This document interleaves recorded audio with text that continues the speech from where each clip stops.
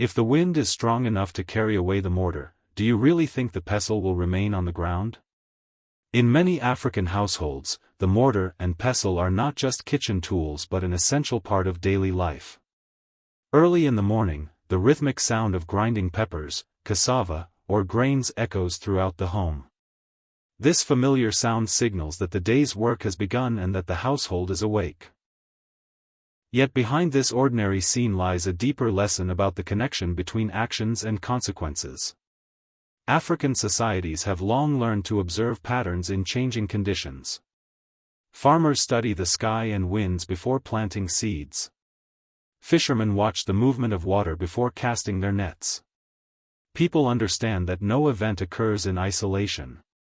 When a powerful force passes through, it rarely affects just one thing, it impacts everything in its path. This wisdom also applies to human behavior.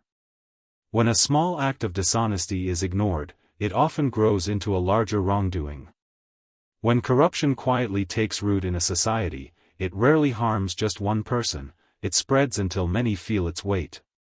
In families, workplaces, and leadership, the first sign of trouble often marks the beginning of a chain reaction that goes unnoticed until it becomes impossible to stop.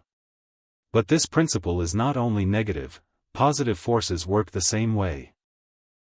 When one person chooses discipline and hard work, others begin to follow.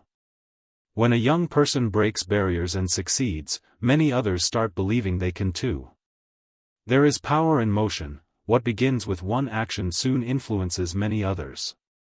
That is why elders often advise paying attention to the earliest signs of change. Because when the wind begins to blow strongly, it rarely carries away just one thing.